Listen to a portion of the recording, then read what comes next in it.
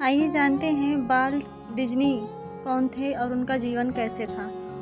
Walt Disney बचपन से ही बहुत शांत स्वभाव के थे। जब वह अपनी गरीबी दौर से गुजर रहे थे तो उस समय वह बैठे हुए थे और टेबल पर बैठे बैठे वह चाय पी रहे थे। उन्होंने अपना कप टेबल पर रखा और वह विचार करने लगे। कुछ देर बाद उस टेबल पर एक चूहा आया। फिर चूहा उस कप पर चढ़ा और चाय की एक सिप मारी। फिर चूहा कप से नीचे उतरा, फिर टेबल से नीचे उतरा और फिर वहाँ से भाग गया। यह सब होते होते वाल्ट डिज्नी उस चूहे को देख रहे थे और सोच रहे हैं कि अब चूहा दोबारा से आएगा।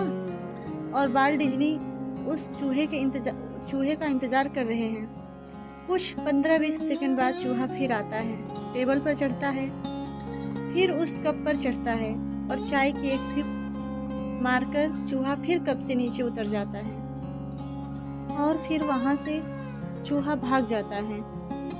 वाल्ट डिज्नी उसे देख रहे थे और उस एंजॉय कर रहे थे। फिर कुछ देर बाद इंतज़ार करते हैं कि चूहा फिर आएगा। चूहा कुछ देर बाद फिर आता है और टेबल पर चढ़ता है, फिर उस कप पर चढ़ता है और चाय की एक सिप मारकर चूहा फिर कप से नीचे उतरता है, फिर टेबल से नीचे उतरता है और फिर वहाँ से भाग जाता है। यही वाक़या वाल्ट डिज्नी के साथ कई बार हुई और वाल्ट डिज्नी के दिमाग में एक विचार आता है कि एक चूहा जिसने मुझे पिछले 15 से 20 मिनट में इतना इंटरटेन किया है, वो पूरी दुनिया को कितना इंटरटेन कर सकता है।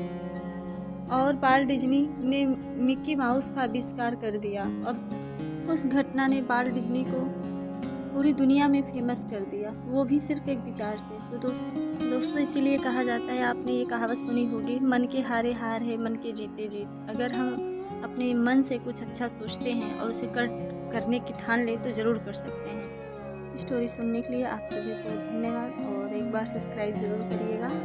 एक बार फिर से आप लोगों को धन्यवाद, आप लोगों का सपोर्ट करने के लिए।